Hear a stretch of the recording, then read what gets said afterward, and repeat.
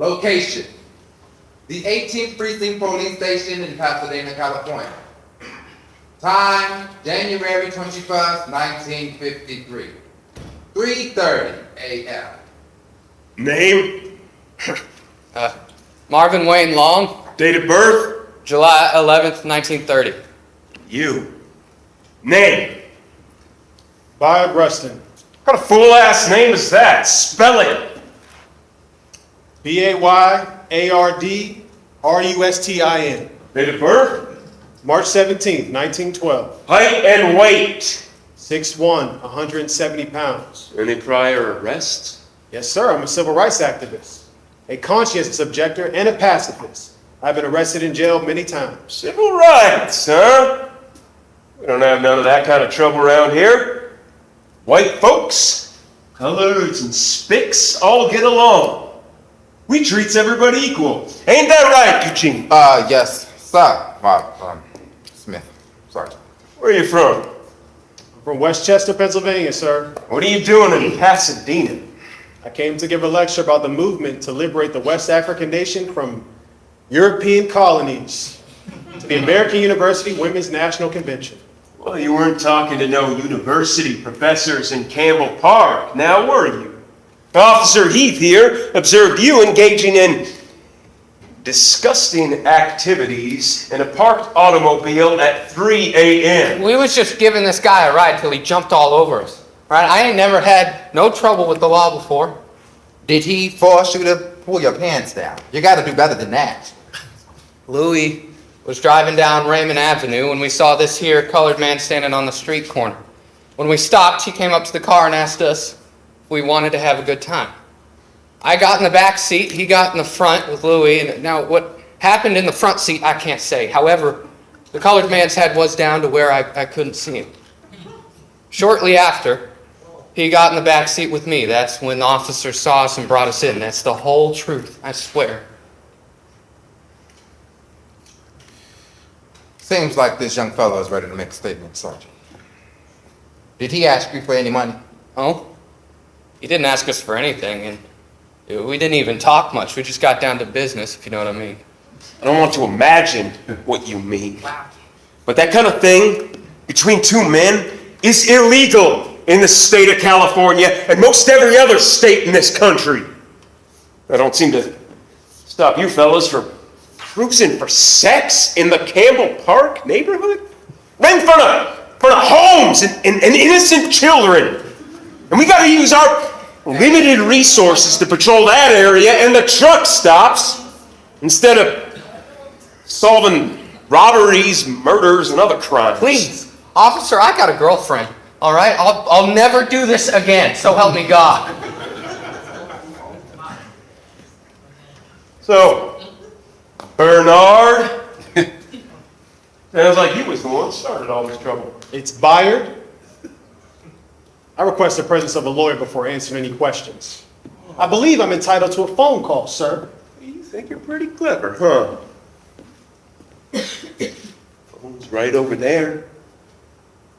Eugene, take Junior here in for his mugshot, into the holding cell till the judge can do the arraignment in the morning. We already booked that Louis fella.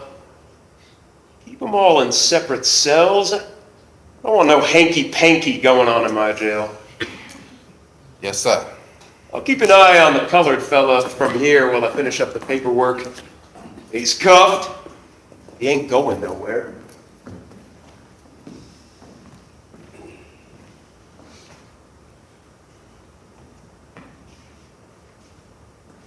Yes, this is a collect call to area code 334-709-5211. My name is Bayard Rustin. Oh, hello, Coretta. It's Bayard. Sorry to be calling so late. Is Martin there? Brother Bayard, how did the speech go? Are we going to be able to count on the support of the university women? Martin, I can't talk long. Yes, I did give the speech, but listen. Right now I'm at a police station, run into a little trouble. I met these two guys and we got caught having sex in their car. Oh, no, not again. The ministers are going to have a field day with this one after the one in New York City. They already think your lifestyle could be an embarrassment to the movement. And these unsavory incidents just add fuel to the fire. Hopefully it'll just be probation or a fine. We got so much work to do with organizing the mass meetings at the churches to desegregate these buses down here in Montgomery. You even argued that a total boycott might be possible. Why do you do this stuff? Don't you understand the important work we are doing in the struggles for equality? Martin, of course I do. But your upright and uptight ministers have sexual appetites too. It just so happens that they can satisfy them in ways that society deems acceptable. It was consensual sex, and if it was a straight man, it'd be no big deal. I don't need to tell you what teenagers do in the backseats of cars all the time. I just don't get it. You're a decent, good-looking fellow. You could have a wife, raise a family, and avoid all this trouble with sexual perversion.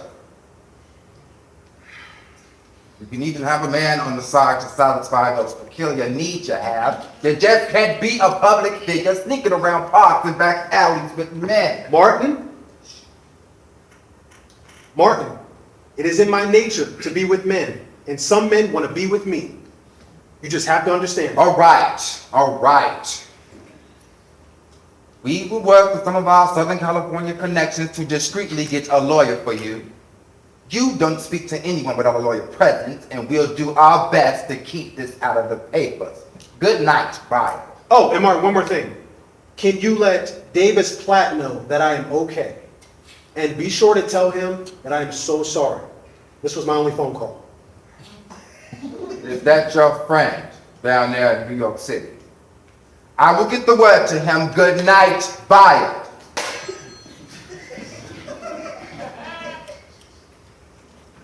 Swing low, sweet chariot, coming to carry me home. Swing low, sweet chariot, coming to carry me. You got a real nice voice. Thanks. Singing makes me feel peaceful in troubled waters. It's a nice sailor tattoo you got there. I noticed it earlier. You got some nice muscles on you. Just like the sailor. I was a star athlete at Westchester High School. Played a lot of tennis, got letters in track, basketball, and football. Too bad we got into all this trouble tonight. It was our first time in that area. Louis heard from somebody who was active. You say you've been arrested before for immoral conduct? Mostly for civil disobedience. I was arrested in 42 for refusing to give up my seat on a Greyhound bus in Louisville. That's when a policeman kicked out my side teeth by stomping on my face when he got me off the bus. I spent 3 weeks in a chain gang for protesting in North Carolina. Spent 2 years in prison for refusing the draft to World War II. And yes, I have been arrested for having sex with men before. You seem pretty calm about all this. I ain't never been arrested before. Don't it bother you none? Especially you being an educated colored man, or a Negro, I mean. Young fella, I've been called all kinds of things. I've been told what I can and cannot do, who I can and cannot be. We are not criminals. We are not immoral. We were doing what comes natural to us. What we were doing didn't hurt anybody, and I am not ashamed of who I am. But why were you out there standing on the street where anybody could see you? I mean, they got undercover cops trying to trap guys in the restrooms and in the woods. I don't know. Maybe it's just the excitement of the danger of it all. Davis, my man back in New York, is a wonderful companion. He's handsome and smart, young fella about your age. But we don't always want the same things in bed. Maybe it's being with a different variety of men. The satisfaction of arousing another man and giving him pleasure. Maybe it's the thrill of dodging the law. Until you get caught.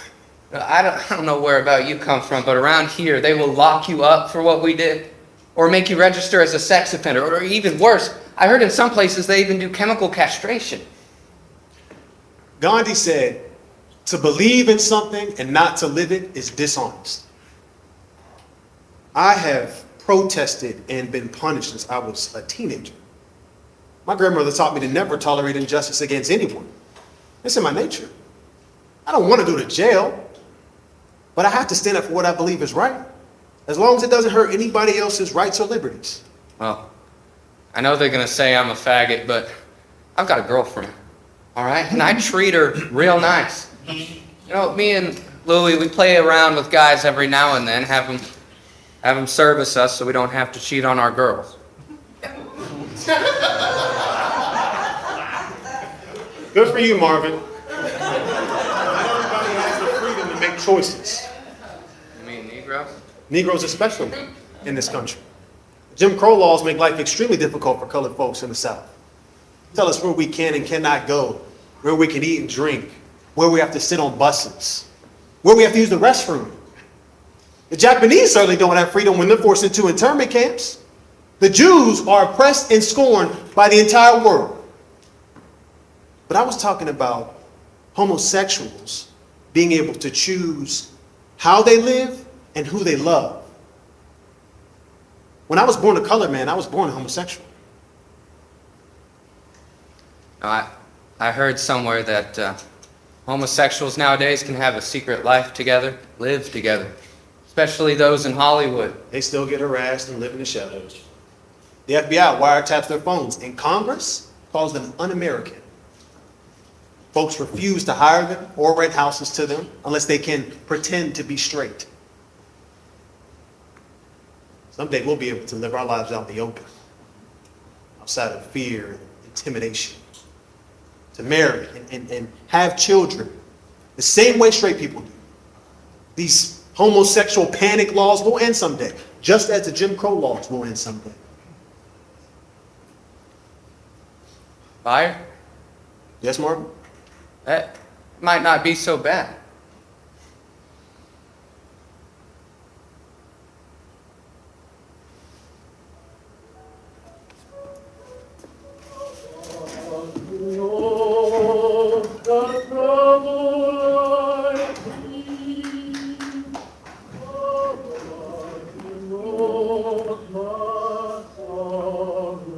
Bayard Rustin was arrested on January 23rd, 1953, along with Marvin Long and Louis Bono, for violation of Penal Code Section 288A, oral copulation. Pasadena Municipal County Judge Burton Noble convicted him of misdemeanor vagrancy and sentenced him to 50 days in jail and forced him to register as a sex offender. Marvin Long and Louis Bono received similar sentences. For many years after the arrest, Rustin was unable to work openly on civil rights issues. He was forced to resign his position with a national pacifist organization. He had to move to manual labor as a furniture mover just to survive. Despite his arrests and criminal record, he went on to organize the 1955 Montgomery bus boycott, the 1963 March on Washington, and many other nonviolent protests as chief strategist to Dr. Martin Luther King Jr. The Pasadena arrest was used to delegitimize the civil rights movement by people like segregationist Strom Thurmond, who read Rustin's complete arrest record on the floor of the Senate in 1963. Rustin continued to advocate for civil rights, to protest the U.S. involvement in the Vietnam War, and promote LGBT rights until his death in 1987 at age 75. His legacy continues to be carried on by Walter Nagel, his partner for the last 10 years of his life. Rustin adopted Mr. Nagel in the 1970s so they could live together, formalize their relationship, and have some of the benefits of marriage. Mr. Nagel went on to take the Presidential Medal of Freedom from President Obama on Rustin's behalf in November of 2013. In 1975, the state of California revised the oral copulation penal code so that it did not apply to consensual private sexual activity. In 2020, California Governor Gavin Newsom granted Rustin a posthumous pardon for the Pasadena arrest, while also announcing a new process for fast-track pardons for those convicted under historical laws criminalizing homosexuality. Newsom said in his declaration, these laws were used to stigmatize and punish LGBTQ individuals and communities, and to warn others of what harm could await them for living authentically. This action was part of Bayard Rustin's enduring legacy.